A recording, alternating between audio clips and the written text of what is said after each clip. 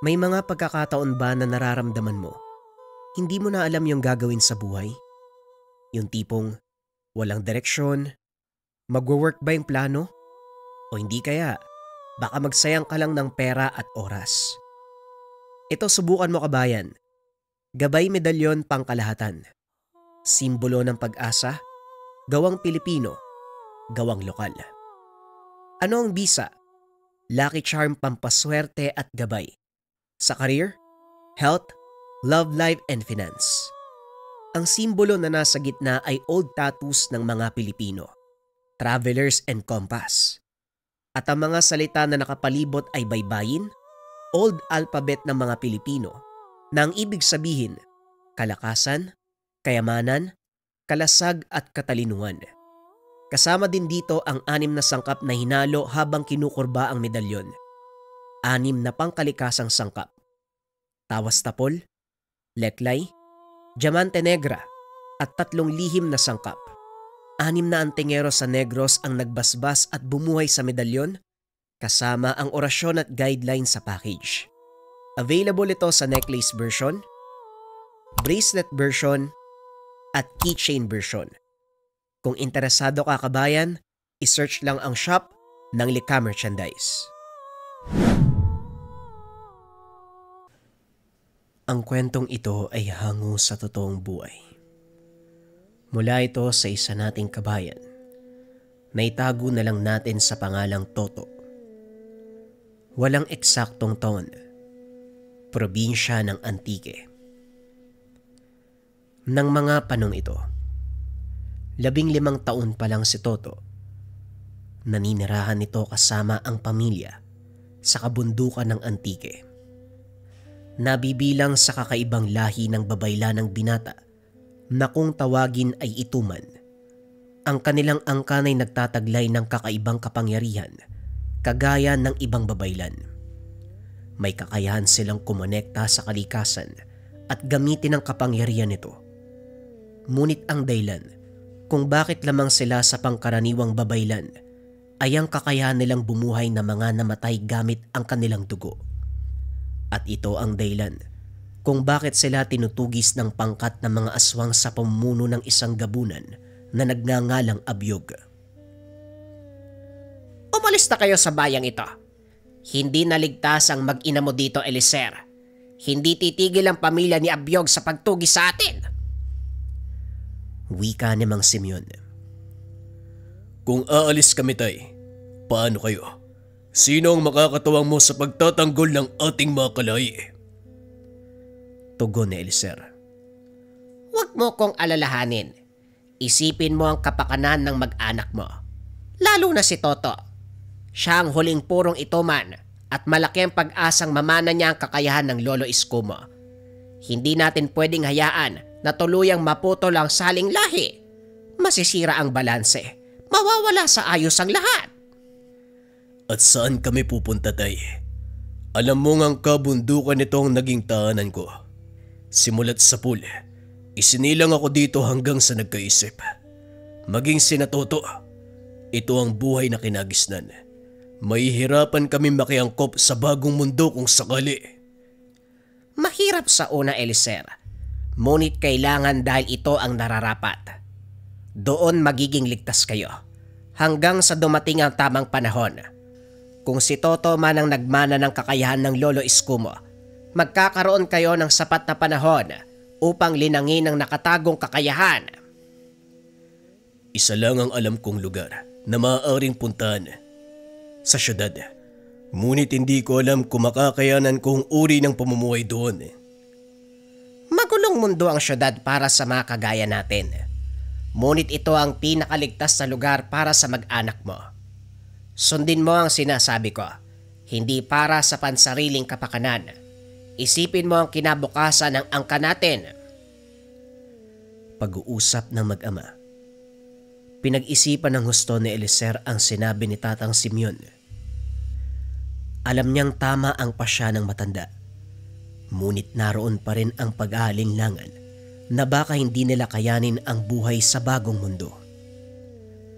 Minsan na itong nagawi sa syudad at hindi naging maganda ang karanasan ni Eliezer sa lugar Hindi tanggap ng mga taga-syudad ang kanalakyang kultura, pangungutya at pang-aalipusta ang natanggap.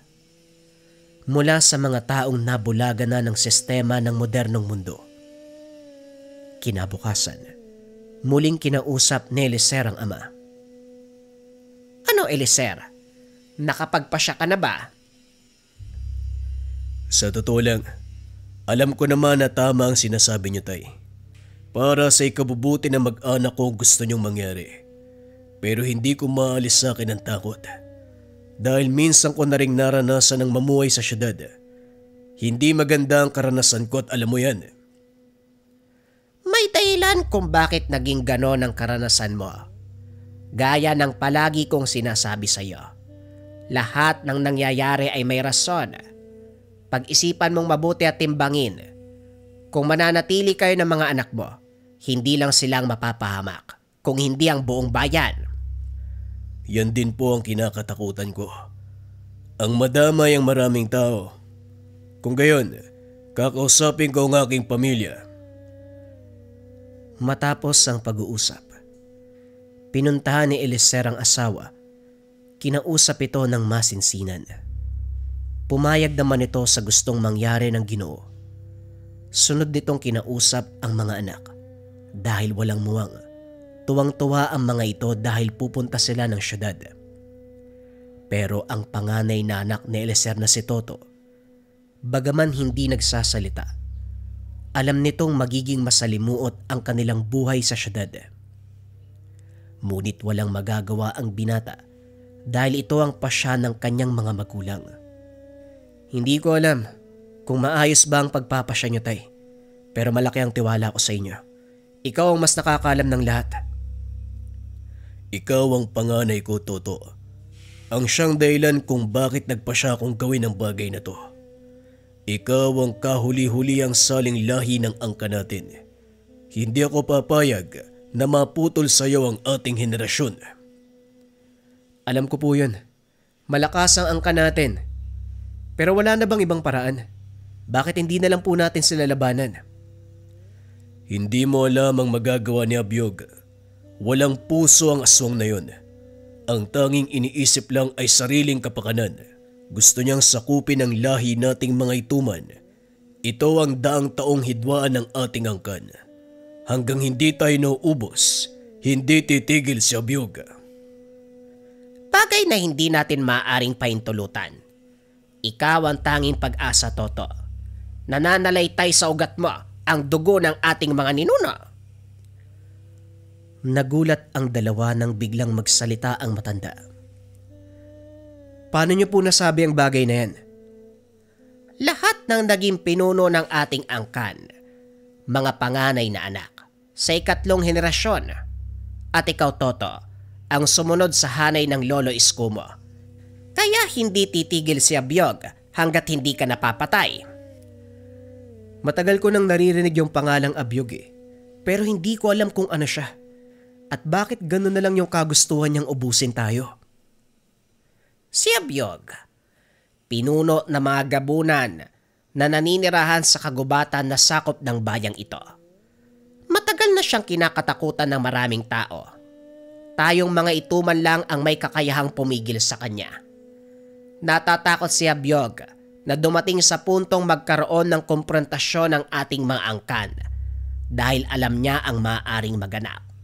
Kaya naman, palihim siyang nakikipag-ugnayan sa mga inkantong itim upang ubusin tayo.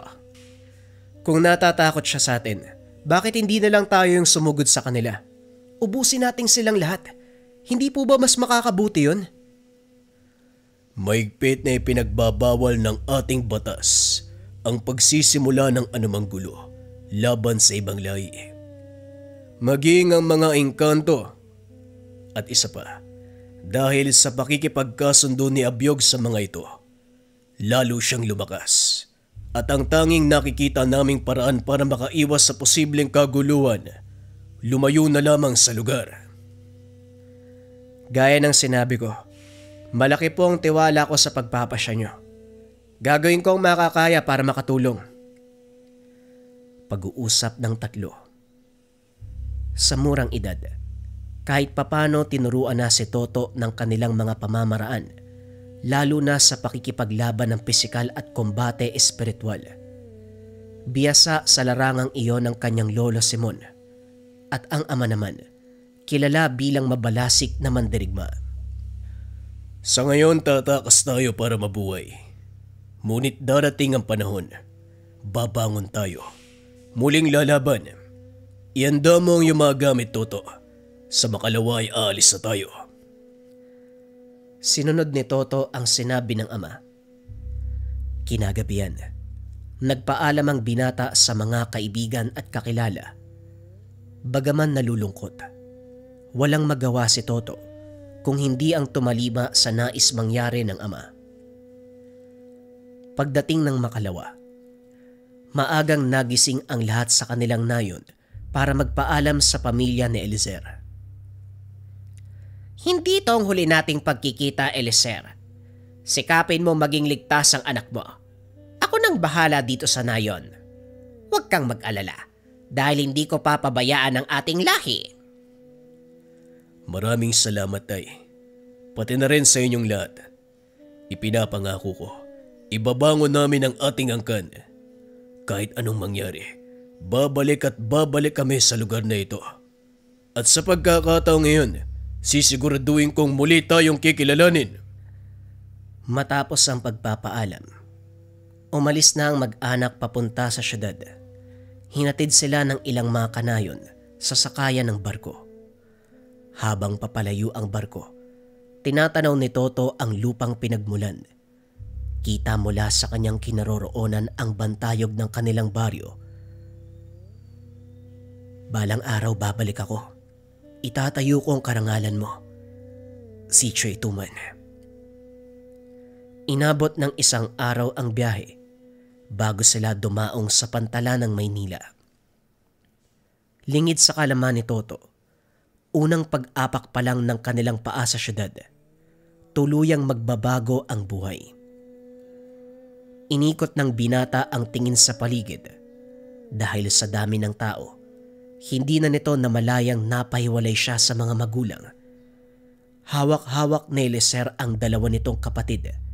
Sa pag-aakalang nakasunod lang si Toto, hindi na ito lumingon. Ngunit nang lumabas na sila sa pantalan, napansin nito na wala na ang binata sa kanyang likod. Kaya iniwan ni Eliezer ang mag-ina sa sulok upang balikan ang binata.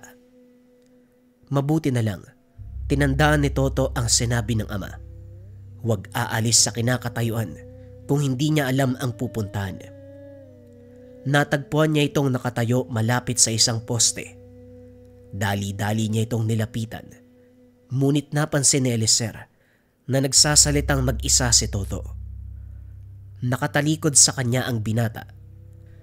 Marahan itong naglakad at hinawakan sa balikat si Toto.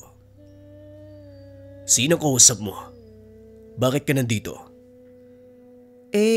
May nagtatanong kasi sa akin, Tay. Kaso, umalis din naman eh. Nagtatanong? Wala naman akong nakikitang tao eh. Halika na nga, inaantay tayo ng nanay mo. Dun po siya nagpunta sa maraming tao. Hindi ko na nga nakita eh. Ganun ba? O siya, halika na, tatangaliin tayo. Saan naman tayo pupunta? Sa bahay ng kakilala ko. Sana lang nandun pa siya nakatira. Paano kung wala na doon yung kaibigan mo? Saan po tayo matutulog? Huwag mong alalahanin ang tungkol sa bagay na yon. Ako nang bahala. Pag-uusap ng mag-ama. Bumalik ang mga ito sa naiwang ina at kapatid ni Toto. Matapos ay tumuloy na sila sa pupuntahan. Hindi kalayuan mula sa pantalan ang tirahan ng kaibigan ni Eliezer, kaya nilakad na lamang ito. Sa kasamaang palad, nagkatotoo ang sinabi ni Eliezer. Wala na sa lugar ang kaibigan nitong si Fredo. Ayon sa mga dating kapitbahay, hinuli ito ng pulis at kasalukuyang nakakulong. Paano ngayon yan, Eliezer? Wala tayong matutuluyan. Paano mga bata? Puti sana kung tayo lang eh. Kaya kong magtiis pero ang mga anak mo baka magkasakit. Huwag kang mag-alala, mahal. unang punta ko dito, binigyan ako ni Fredo ng susi sa kanyang bahay. Pwede tayong tumuloy doon. Pinuntahan ng mag-anak ang tahanan ni Fredo. Nakasara ang pintuan. Ginamit ng Ginoo ang susing ibinigay ng kaibigan. Laking pasasalamat nito dahil bumukas ang pinto. Pagpasok ni Eliezer sa loob, nakita niyang halos hindi nagalaw ang mga kagamitan. Nanatili ito sa ayos simula nang una siyang bumisita. Ano kayang nangyari kay Fredo? Bakit parang walang nakatira sa bahay niya?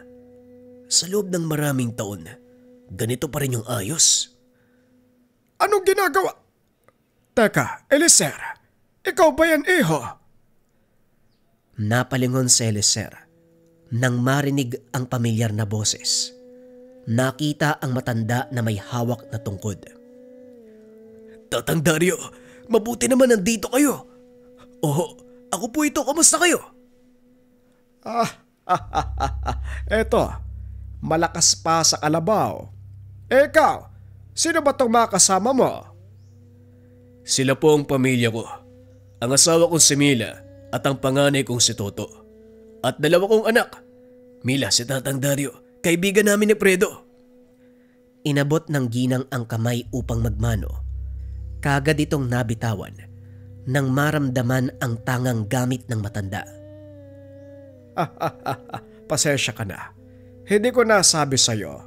Isa kong albularyo. Sa nakikita ko, kagaya ka din ni Eliezer, isang babay lang ito man. Tama po kayo, Tatang. Pasensya na po kung nagulat ako. Ayos lang. Eliezer, malakas ang pakiramdam ng asawa mo. Maganda yan. Kakailanganin mo yan dito. Ho? Ano pong ibig mong sabihin, Tatang? Mas maraming aswang na naglipana dito sa syudad kaysa sa probinsya. Kaya mag-iingat ka sa mga makakasalamuha mo sa labas, Mila. Pag-uusap ng tatlo. Samantalang si Toto naman, nakatingin sa labas ng bintana, pinagmamasdan nito ang mga kasing edad na bata na naglalaro. Hanggang sa nakita nito ang matandang babae na nakasuot ng itim na damit. Nakatayo ito sa sulok habang nagpapaypay ng pinapabagang uling. Tila tumatagos ang paningin ni Toto sa matanda, kaya kagad nitong kinuha ang atensyon ng ama. Tay, may matanda po dun sa labas oh. Parang tumatagos po yung tingin ko sa kanya. Tignan nyo, Tay. Dali-daling lumapit si Eliezer at Tatang Dario sa kinakatayuan ng binata. Kinumpirma ng matanda. Aswang ang babaeng iyon. Aba, tignan mo nga naman. Hindi ko alam na may kakayahan pala ang anak mo. Hindi na nakakapagtaka. Angkan nga kayo ng mga babaylan. Abay, teka. Kumain na ba kayo? Sandali lang at kukuha ko ng bigas sa bahay na makapagsaing. Teka, wag na po kayo mag-abala, Tatang. May dala po kaming bigas. Ang kailangan na lang namin ngayon, kalderong masasaingan. Wika ni Eliezer. Dali-daling lumabas si Tatang Dario upang kumuha ng kaldero at malinis na tubig. Nakita naman ito ni Toto, kaya kagad niyang sinalubong ang matanda. Hindi nito namalayan ang mga naglalakad na kabataan. Nabangga ni Toto ang isa sa mga ito. Anak nang, bulag ka ba? Ang laki kong tao, hindi mo ko nakita. Ay nako, pasensya ka na ha. Hindi kasi ako tumitingin sa daan ko eh. Pasensya na. Anong pasensya? Siguro dayo ka dito, kaya hindi mo ko kilala. Oo, hindi ako taga dito. Kakarating lang namin eh. Nagkatinginan ang mga kalalakian. Pinaikutan si Toto. Kwenelyohan naman ang isa sa mga ito ang binata. Ang pangalan ko, Beloy. At tatay kong may hawak sa lugar na to. Ngayon kung gusto mong patawarin kita, magbigay ka. Magbigay? Ng ano? Hindi ka nga taga dito. Biro lang, natakot ka ba? Mag-ingat ka dito ha. Dahil hindi lahat ng mga kaedad natin mababait. Nakita kong diyan ka nang galing sa bahay ni Tatang Dario. Kaano-ano mo sila? Wala naman. Kakilala ng tatay ko. Limitado ang mga salita ni Toto. Hindi niya kilala ang mga tao sa lugar. Nilapitan naman ni Tatang Dario ang grupo upang alamin ang sitwasyon. Beloy, ano ba yan? Kabago-bago ni Toto dito, pinagdidisketan mo na. Naku Tatang Dario, hindi po. Nakikipag-usap lang ako sa kanya. Nabangga kasi ko eh. Buti na lang hindi yung grupo ni Pindoy ang nakasalubong niya, kundi naku yari ka. Ganun ba? O siya Toto, pumasok ka na sa bahay, ako nang bahala dito. Pagpasensyahan mo na yung si Beloy, maloko lang talagang batang yan, pero mabait sila. Kapala, pakisabi sa tatay mo, pumunta sa akin mamayang hapon. May kailangan kaming pag-usapan. Doon nga po ako papunta ngayon, Tatang. Sige, sasabihan ko na lang po. Toto pa lang pangalan mo. Sige, mauna na kami ha. Magkita na lang tayo mamaya. Matapos ang pag-uusap, umalis na ang grupo ni Beloy. Walang anumang reaksyon sa mata ni Toto, kaya tinanong ito ni Tatang Dario. Natakot ka ba sa mga yon? Pasensya ka na ha. Ganun lang talaga sina Beloy. Hindi naman po Tatang, ayos lang po. At isa pa, hindi lang mga gaya ni Beloy ang nakakarap ko sa pinanggalingan. Halina po kayo, nakapagpaningas na siguro si tatay ng uling. Habang kumakain, panay ang tanong ni Tatang Dario kung bakit sila lumuwas ng syudad. Bakit nga pala kayo napalawas ng walang pasabi, sir?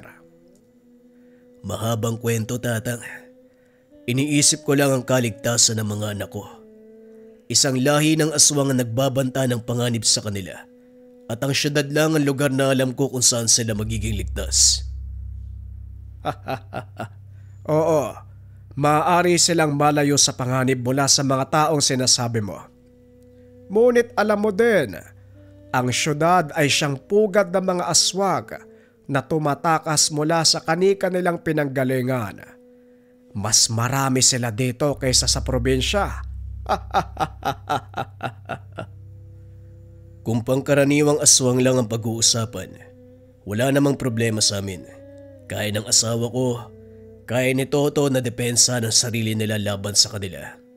Ngunit ang taong tinutukoy ko, isang lakan o pinuno na mga gabunan. Bakit naman gustong patayin ng anak mo? May kasalanan ba kayo sa kanya? Si Toto ang susunod sa hanay ni tatay.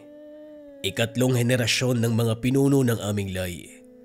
Matagal nang gustong lipunin ni Abyog ang angka namin dahil kami lang ang may kakayahan na pigilan sila. At para mangyari yon, kailangan niyang patayin ang susunod na pinuno para hindi na matuloy ang aming saling lahi. Oo nga naman, may punto ka. Matalino palang Abyog na yun ha. Bueno, dahil nandito na lang din, bakit hindi mo na lang ako tulungan? Tulungan? Saan, Manong? Nagtitinda ako ng mga pangontra at pangbanyo sa simbahan tuwing umaga. Dumarami ang mga parokyano ko eh. Minsan nga may nagpapagamot sa akin. Alam mo namang matanda na ako, hindi ba? Ang kaibigan mo si Fredo naman, ayun, binubuno ang kanyang sentensya. O nga pala, Manong, bakit ba nakulong si Fredo? Dali-daling tumayo ang matanda. Sinarado ang bintana at pinto ng bahay. Muli siyang naupo. Pinaliwanag ang nangyari kay Fredo. Nagkaroon ng engkwentro si Fredo sa isang mangkukulab. Nagawa niyang talunin at napatay. Sa kasamaang palad, walang sapat na ebidensyang magpapatunay na mangkukulam ang taong napatay ng kaibigan mo. Kahit ang mga testimonya ng mga tao, hindi pinaniniwalaan ng otoridad, kaya nakulong si Fredo. Ilang taon naman ang sentensya niya? 2 taon. Binaba ng hukuman ng hatol dahil wala namang kamag-anak na nagsampa ng kaso. At kung magpapakabait siya sa loob, maaari pang mabigyan ng parol. Sana nga lang. Pero pwede ba natin siyang bisitahin sa loob? Pwede naman. Sa makalawa pupunta kami doon at... Hindi na ituloy ni Tatang Dario ang sasabihin. May kumatok sa pintuan. Tatang, buksan niyo po yung pintuan, bilisan niyo. Si tatay po, may nangyari po kay tatay. Dali-daling binuksan ni Tatang Dario ang pintuan. Nakita si Beloy. Namumutla at pawis na pawis. Pilit nitong hinahabol ang hininga habang sinasabi ang nangyari sa ama. Ayon dito, nakita niya ang ama na nakandusay sa sahig. Duguan. Patay na din ang ilan sa mga kasama nito na parang nilapa ng mabangis na hayop. Sinong gagawa ng ganun sa tatay mo? Iginagalang sa lugar na ito si Tonyo. Hindi ako makapaniwalang may gagawa niyan. Ang hinala po ng mga kasama niyang nakaligtas mula po sa kabilang barangay. Pero batay sa nakita ko, hindi tao ang may gawa nun. Maganda ka. Pupuntahan natin ang iyong ama. Eliezer, gusto mo bang sumama? O sige ho, Tatang. Sasama ako. Sasama din po ako. Gusto ko makita ang sinasabi ni Beloy. Hindi na, Toto. Magpaiwan ka. Bantayan mo ang iyong ina. Hayaan mong sumama ang binata. Malay mo may maitulong siya. Walang nagawa si Eliezer. Si Tatang Dario na ang mismong nagsabi na isama si Toto. Dali-daling umalis sa mga ito, papunta sa tanggapan ng barangay. Nakitang inaasikaso na ito ng ilang mga kasamahan. Samantala, ang mga bangkay ng ilan sa mga tanod, isa-isang ikinakarga sa mga sasakyan. Pinagbasda ni Toto ang mga ito. Napagtanto na hindi tao ang may gawa ng pagpatay sa kanila. Sa palagay ko, malaki ang galit ng taong gumawa nito sa kanila. Ang tanong kung sino? Hindi po tao ang may gawa niyan. Batay sa mga kalmot, malalaking bakas ng ngipin sa kanilang lego. Masasabi ko, isang malaking asong pumatay sa kanila. Tama ang sinabi ng binata. Malaking aso nga ang sumugod sa amin. Habang nagpupulong, tinangay nito ang isa sa mga kagawad ko. Tinangay? Paano nangyari yon? Ano ang dahilan ng nilalang para tangayin ang kagawad mo, Tonyo? May atraso sa isang kilalang negosyante ang kagawad na tinutukoy ko. Sa pagkakatanda ko, malaki ang utang niya sa pasugalan. Ilang beses na ako nakatanggap ng sulat para sa kanya. Binalaan ko siya noon pero hindi nakinig. Bakit? Sino ba ang taong yan?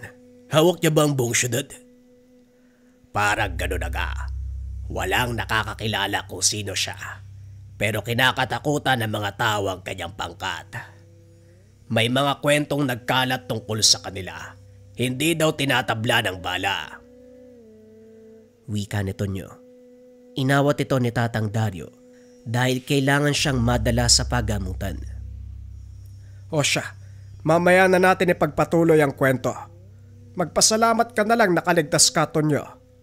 Huwag mong alalahanin si Beloy. Doon muna siya sa akin pansamantala. Matapos dalhin si Tonyo sa ospital, kinausap ni Tatang Dario si Beloy tungkol sa kalagayan ng ama. Sinabihan nito na pansamantalang doon maninirahan sa kanyang bahay.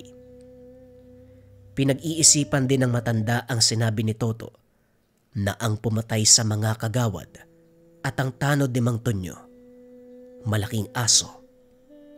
Nang mga sandaling iyon ay kausap nito si Eliezer. Posible kayang aso ang ginamit ng sumalakay kina Tonyo? Posible. Pero malakas ang kutob ko na hindi lang pangkaraniwang aso ang sumalakay sa kanila. Maaaring may alam si Fredo. Tamang-tama, dahil bukas araw ng dalaw, pupuntahan natin siya sa kulungan. Nakikinig lang sa usapan si Toto. Alam ng binata na may kakaibang nangyayari. At dahil hindi pa sigurado, hindi ito nagbitiw ng kahit anong salita.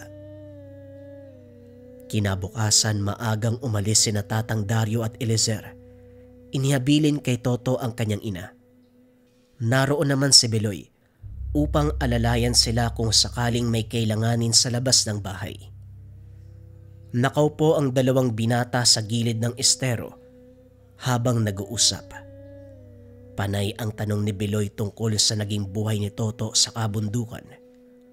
Nung una tipid ang sagot ng binata, ngunit kalaunan ay tila gumaan na ang loob nito.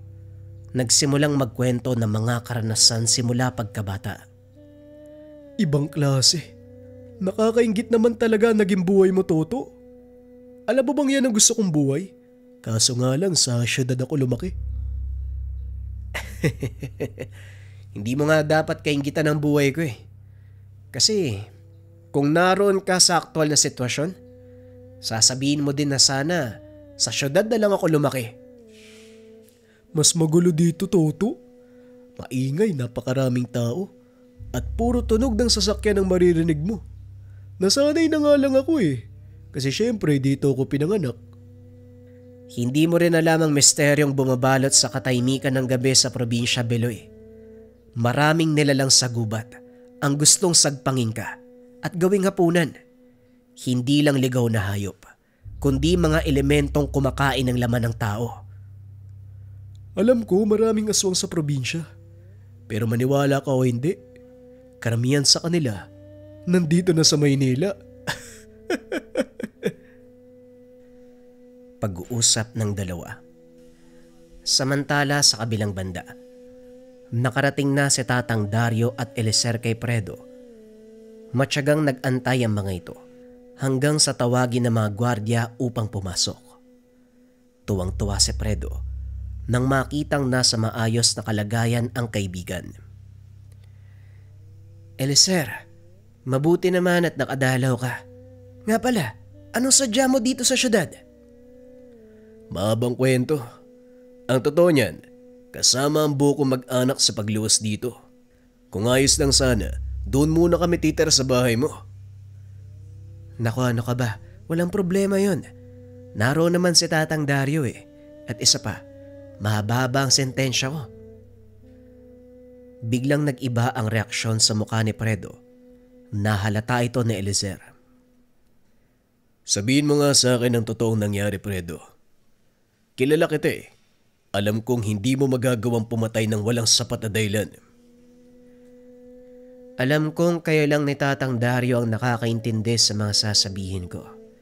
Pero hindi tao ang napatay ko ng araw na yon.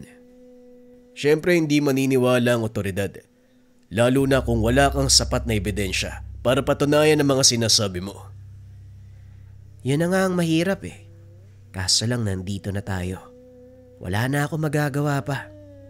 Nga pala, paliwanag mo naman sa akin kung bakit kayo lumuwas. Kailangan kong panatiliing ligtas sa mag-ina ko. Dahil sa banta ni Abyog, pinuno ng isang lahi ng aswang. Naninirahan sa kabundukan na sakop ng aming bayan. Sa mahabang panahon, ninais ni Abyog na lipunin ang lahat ng mga ituman. Mangyayari lang yun kung mapapatay niya ang panganay na anak ko. Abyog? Parang narinig ko na ang pangalan na yan ah. Hindi ko lang maalala kung saan. Pati na rin kung kanino. Imposible ang sinasabi mo. Dahil ngayon ko palang nabanggit sa iyo ang pangalan na yan. Maliban na lang kung nagkakilala na kayo. Alam ko, Eliezer. Sigurado ko, hindi ko narinig sa iyo ang pangalan na yan. Hindi ko lang matandaan kung... Teka, tama. Naalala ko na. Narinig ko yung kay Tonyo. Kay Tonyo? Wala namang binanggit sa amin ng taong yun ah. Sa katunayan kahapon sinugod sila eh. Ewan ko kung tao o halimaw. 4 sa kanya mga kagawad at tanod ang napatay. May alam si Tonyo, Eliezer. Kung maaari ay tanungin mo siya. Dahil malakas ang kutob ko na konektado ang lahat ng ito simula nang nakulong ako. Hanggang sa pagluwas nyo dito sa Maynila. Matapos ang pag-uusap na yun, binalikan nila Tatang Dario si Tonyo. Kasalukuyan itong nagpapagaling sa ospital. Pagdating nila sa kwarto, naroon ang kapulisan. Inuusisa ito sa totoong nangyari. Ilang sandali lang, Lumabas na ang mga otoridad.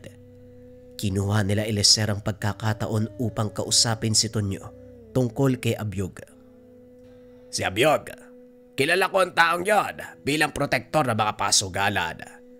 Malaki ang impluwensya niya sa mga sindikato dito. Duda nga ako na siya din ang nagpapapatay sa amin. Ibig sabihin, naunang lumuwas dito si Abyog kaysa sa amin. Pero paano nangyari yun? Kaya nga kami tumakas sa kabundukan dahil sa banta niya sa amin doon. Mukhang nakatadhana ang pagharap nyo, Eliezer.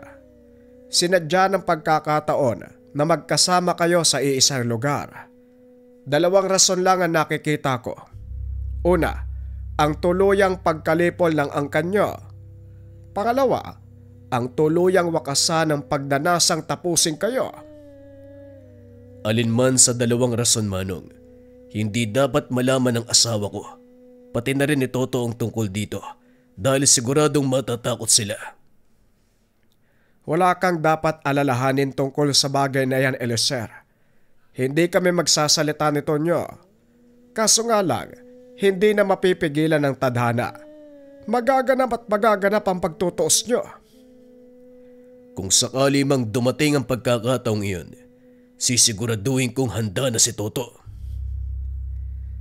Lumipas ang ilang araw. Tuluyang gumaling si Tonyo. Muling bumalik sa paglilingkod bilang kapitan ng kanilang lugar. Si Toto naman, unti-unti nang nasasanay sa bagong kapaligiran.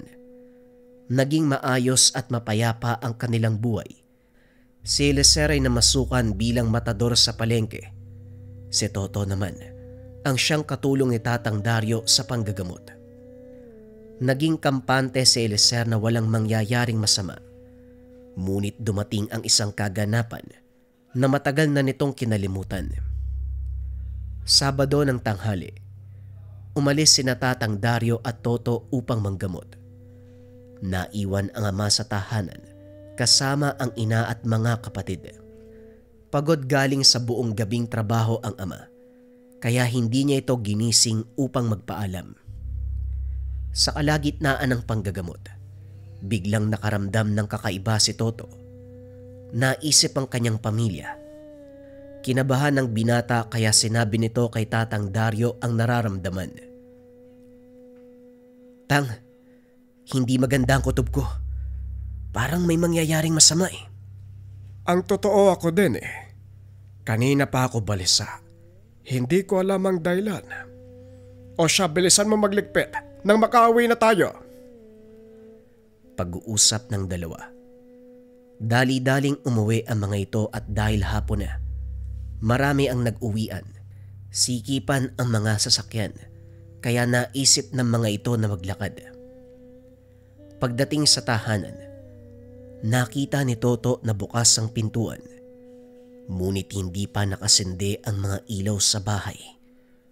Dali-daling pumasok ang binata at pagbukas nito ng ilaw ng sala, tumambad ang wala ng buhay na katawan ng ina. Pinuntahan ni Toto ang mga kapatid sa silid. Nakitang nagkalat ang dugo sa sahig. Sa kama, nakita ang walang buhay na 2 paslit. Napasigaw si Tatang Dario nang makita ang kalunos-lunos na kalagayan ni Eliezer. Nakasabit ito sa dingding habang may nakatarak na sibat sa dibdib. Wakwak ang lalamunan na tila kinagat ng kung anong malaking hayop. Napalhod na lang sa sahig si Toto. Tumulo ang luha. Walang salitang lumalabas sa kanyang bibig habang nakatitig sa wala ng buhay na ama. Mahabaging langit. Sinong may gawa nito? Wika ni Tatang Dario habang sinasapo ang katawan ng 2 paslit. Walang imik na tumayo si Toto. Naupo sa atangan ng bahay. Magkahalong galit at kalungkutan ang naramdaman ng binata. Ngunit mas nangibabaw ang pagsisisi nito sa sarili. Wala siya ng mga oras na kailangan ng kanyang pamilya. Ilang sandali pa, dumating ang mga otoridad. Nag-imbestiga ang mga ito. Ang unang tinanong ay si Toto, ngunit wala silang nakuwang impormasyon mula sa binata. Ang sumagot na mga tanong ay si Tatang Dario. Matapos ang investigasyon, kinausap ni Tatang Dario si Toto. Hindi ko inaasahang mangyayari to. Alam ng tatay mo na darating ang pagkakataon. Ngunit nakiusap siya na wag ako magsasalita dahil gusto niyang mamuhay kayo ng payapa. Habang nagsasalita, pinagmamasdan niya si Toto. Walang kahit anong reaksyon sa muka. Maging ang boses ng binata, tila walang halong emosyon. Kaso lang, kabaliktaran na nangyari. Sa halip na magkaroon ng payapang buhay, napahamak sila ni nanay. Wika ni Toto. Matapos ay tumayo ito at naglakad palabas ng bakuran. Hindi na pinigilan pa ni Tatang Dario ang binata. Sa halip ay inutusan nito si Beloy na sundan ng kaibigan. Patuloy na naglakad si Toto sa madilim na lansangan hanggang sa madako ito sa isang abandonadong gusali. Walang ilaw sa lugar dahil malayo na ito sa kalsada at mga kabayan. Nagtago si Beloy sa poste, patuloy na pinagmasdan ng kaibigan. Ilang minutong nakatayo si Toto sa gitna ng abandonadong lugar. Unti-unting nagtipon ang mga alitaptap sa paligid. Nanlaki ang mga mata ni Beloy habang pinagmamasdan ang kakaibang pangyayari.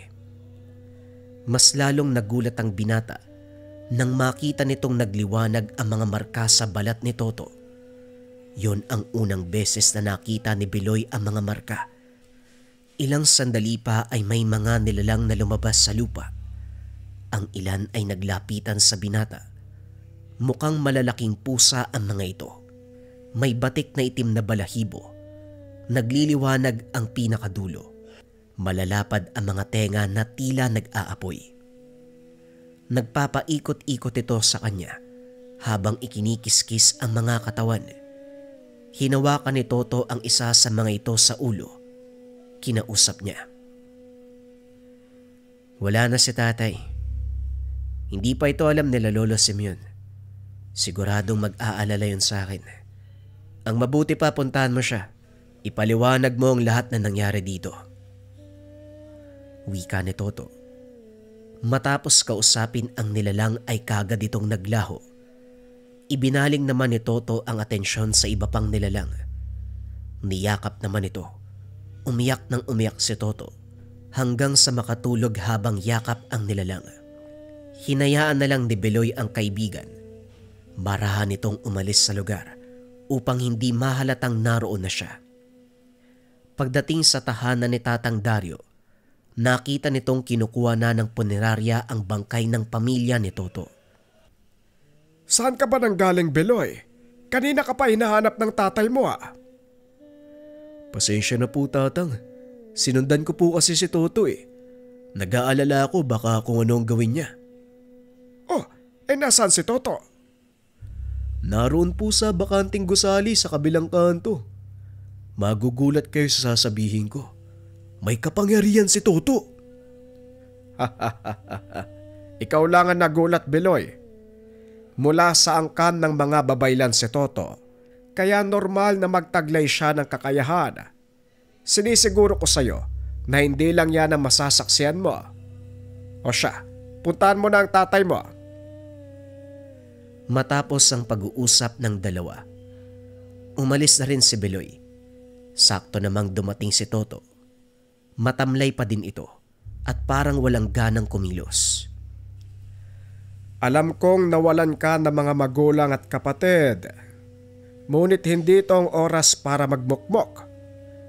Ayusin mo ang sarili mo at maganda ka. Isang bagay lang ang gusto kong gawin ngayon, Manong. Yon ay gumante sa ginawa ni Beloy sa tatay ko. Paano mong nalaman na si Beloy ang may gawa nun sa mga magulang mo? Ipinakita sa akin ng mga engkanto. Nandito na sila sa syudad. Ang totoo, mas nauna pa silang dumating dito. Alam ng tatay mo ang tungkol sa bagay na yan. Kaya pinili ni Eliezer na wag nang sabihin sa iyo ang lahat.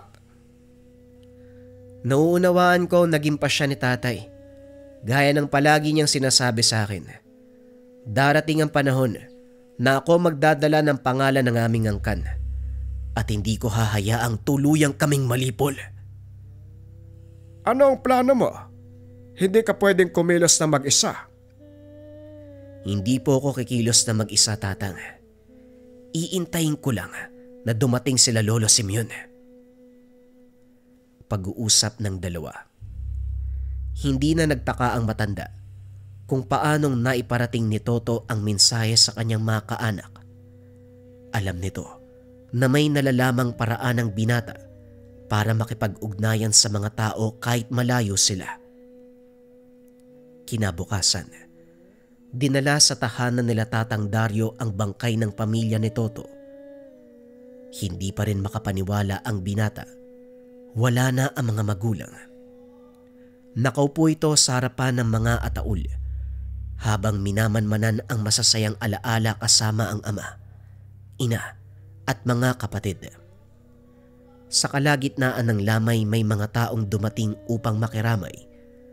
Karamihan sa kanila, mga nakilala ni Eliezer nung minsan siyang nagpunta sa lugar.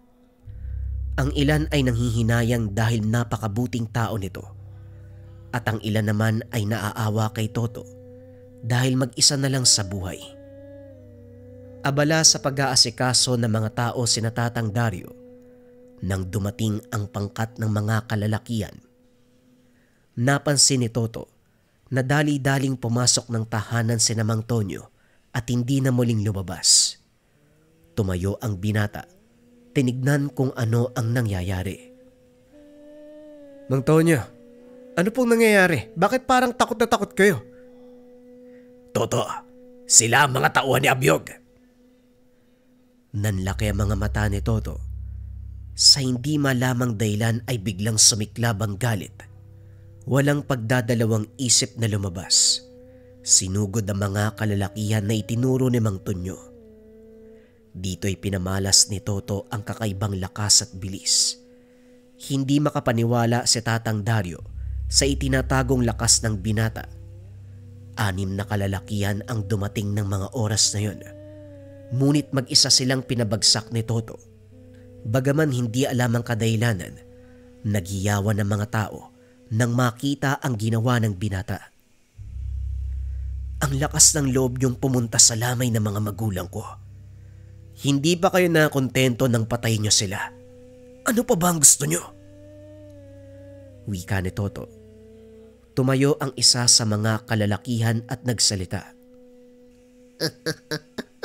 Hindi pa tapos si Abyog sa inyo. Hindi titigil ang pinuno namin hanggat hindi nauubos ang inyong angkan. Sisiguraduhin ko din sa inyo na makikita kayong dalawa. Iparating mo kay Abyog. Aantayin ko siya. Ngayon lumayas kayo bago pa ako tuluyang mapikon. Dali-daling nagtayuan ang mga kalalakian. Tumakbo papalayo sa lugar. Nang mga sandaling ito, nasaksihan ni Tatang Dario ang tinatagong lakas ni Toto. Pambihira ang ginawa mo ah. Hindi ko akalain magagawa mong patumbay ng tagi-isang suntok lang ang mga taong yon. Karaniwang tao lang sila, Tatang. Meron pang mas malakas ko ikukumpara sa kanila. At yon ang dapat kong pagandaan. Tugon ni Toto. Matapos ay muli itong naupo sa harapan ng mga ataul ng magulang. Nang sumunod na araw, habang natutulog si Toto, may dumating na panauhin. Si Tatang Dario ang humarap sa mga ito. Mawalang galang na po. Maaari ko bang malaman kung anong sadya nyo? Ako ang ama ni Eliezer. Ang pangalan ko ay Simeon. Nasaan ang apo ko? Kayo po pala, Apo Simeon. Pasensya na. Hindi ko pa po kayo nakikita ng personal. Ako ho si Dario, kaibigan ni Eliezer. Si Toto ay natutulog. Ilang araw nang walang pahinga. Ganun pa. Maraming salamat sa pagtanggap sa kanila. Hayaan nyo na munang matulog si Toto. Aantayin ko na lang siyang magising. Kung ganun po, tumuloy muna kayo nang makapaghanda ako ng merienda. Naupo ang mga ito sa sala. Kinausap ni Tatang Dario si Mang Simeon at dito nalaman ng binata ang buong kwento. Ilang sandali pa, nagising na lang si Toto. Dire-diretso itong yumakap sa kanyang lolo Simeon. Wala na po si tatay, lolo. Wala silang awa. Pati si nanay, yung mga kapatid ko pinatay nila. Alam kong darating ang pagkakataong ito. Ang mahalaga, ligtas ka. Dahil ikaw lang ang talagang pakay ni Abyog. Sa oras na mapatay ka niya, ang ibig sabihin, nagtagumpay ang kanyang adhikain. Hindi ko papayagang manalo si Abyog. Kung kinakailangang gamitin ko ang lahat ng itinuro ni tatay sa akin, gagawin ko. Masiguro ko lang na hindi magwawakas sa akin ang angkan. Pasensya ka na, Toto. Kung inatang sa iyong balikat ang ganitong kabigat na pasanin, ikaw ang kahuli-hulian sa ating angkan. Masakit man sa aking sabihin, ngunit sa iyo nakasalalay ang pagpapatuloy ng ating lahi. Hindi niyo po kasalanan ng naging kapalaran ko. Isinilang ako para magpatuloy ng ating angkan. Gagampanan ko ito ng buong katapatan. Ilang araw ang lumipas. Nagpasya si Tatang Simeon na sunugin ang bangkay nila Eliezer, alinsunod sa kanilang tradisyon. Matapos isinilid ito sa maliit na banga upang dalhin sa kanilang lupang sinilangan, ilalagay sa huling pahingahan. Kinausap ni Mang Dario si Tonyo upang maisagawa ang seremonya. Sumang-ayon naman ito. Marami ang nakinood, namangha, dahil yon ang unang pagkakataon na nakakita sila ng ritual ng libing ng mga babaylan. Matapos ang seremonya, pinag-usapan nila Mang Simeon ang susunod na hakbang. Alam mo ang batas ng ating lahi, Toto. Mata sa mata, ngipin sa ngipin.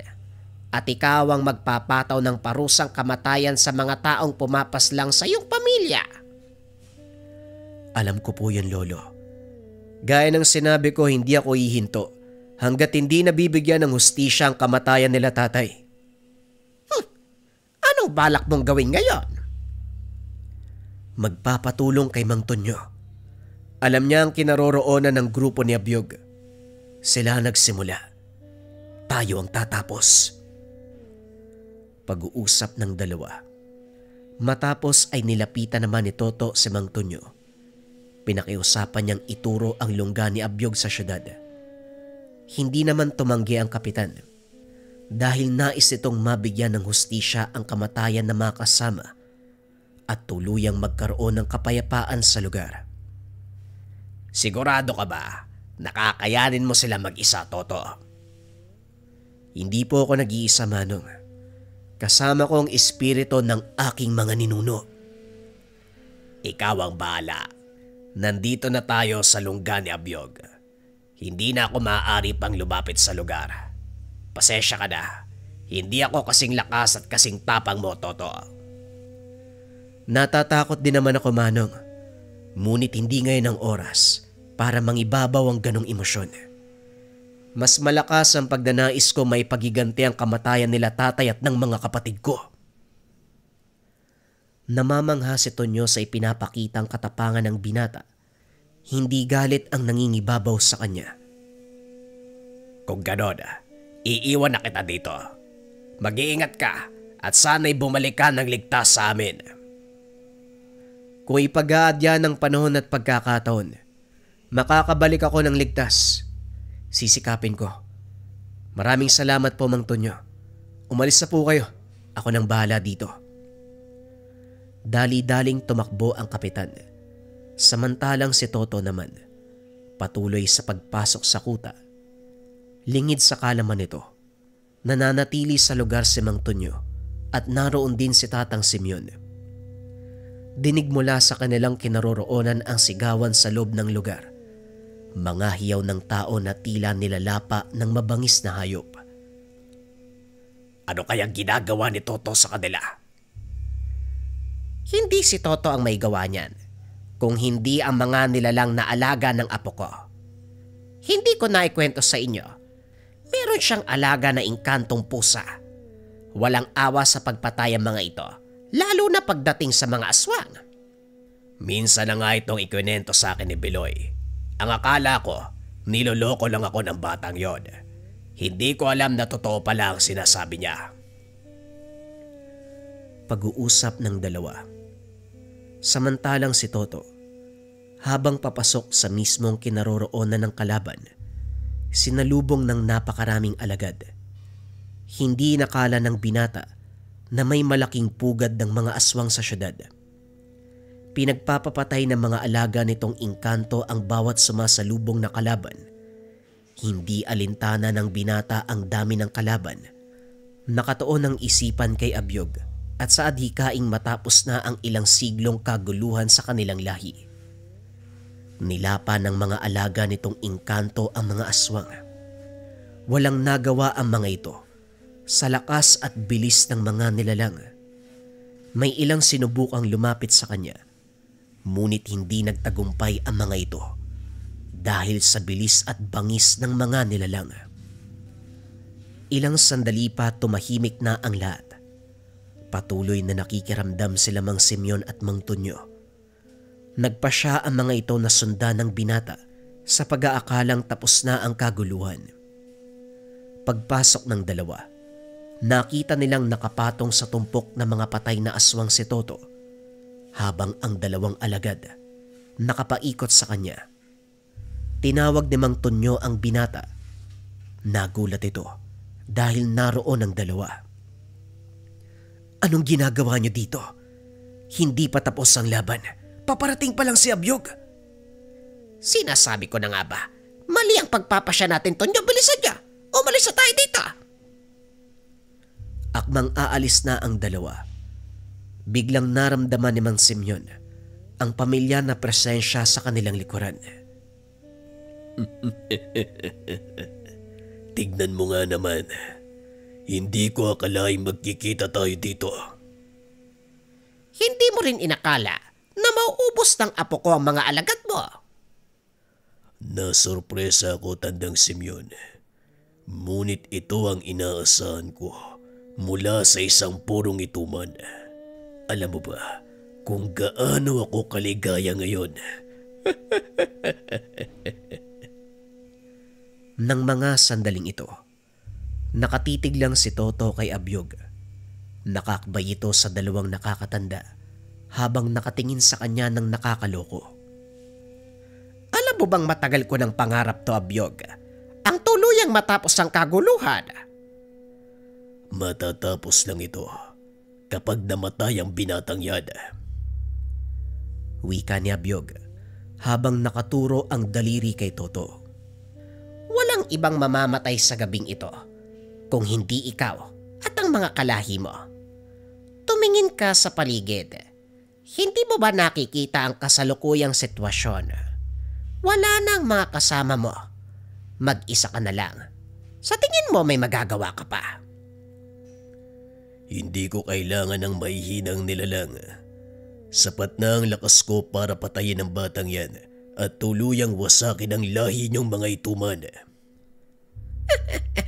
Wakas sana ng aming angkan. Sa palagay mo, ikaw ang gabunang nakatakda.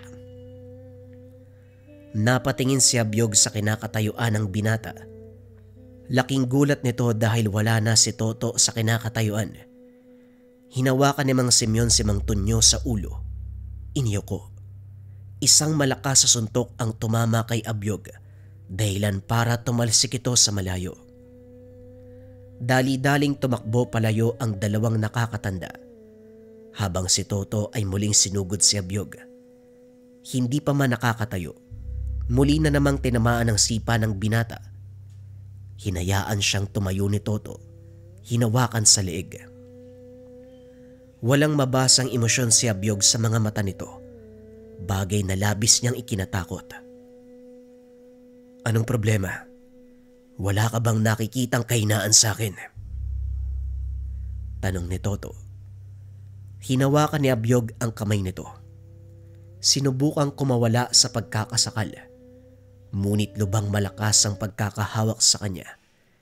Hindi nito matanggal ang kamay ni Toto. Tumalon pa itaas ang binata kasama ang kalaban at sinubsob sa lupa. Para kay Abyog, malaking kahihiyan ang sinasapit nito sa binatang ituman. Hindi na napigilan ng gabunan ng galit. Nagbagong anyo. Sinugod si Toto. Kaso nga lang kahit sa antas na yun, wala pa rin siyang nagawa dahil sa bilis at lakas ng pangangatawa ng binata. Idagdag mo pa ang 2 alaga nitong hindi umaalis sa kanyang tabi. Sa tuwing susugurin ni Abyog ang binata, sinasalubong ito ng mga nilalang. Ano ang mga nilalang na yan? At saan kumukuha ng lakas ang apo nyo?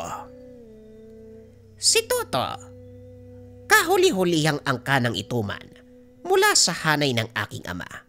3 panganay sa kanyang henerasyon.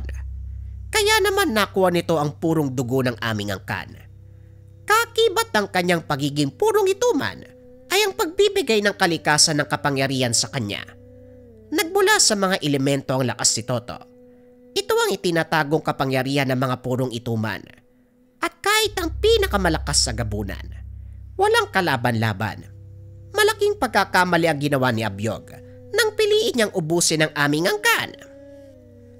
Muling ibinaling ni Tonyo ang tingin sa binata. Napatunayan ang sinasabi ng matandang ituman.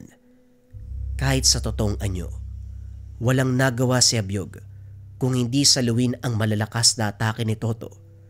Hindi nito nagawang gumanti dahil sa tuwing aatake, naiilaga nito ni Toto. Hanggang sa tuluyan na itong napuruan ng binata, isang malakas sa suntok sa sigmura. Bigla itong bumalik sa anyong tao. Muling hinawakan ni Toto sa leg si Abyog at itinaas. Hindi na sana humantong sa ganito ang lahat kung hindi ka naghangad na ubusin ang aming angkan.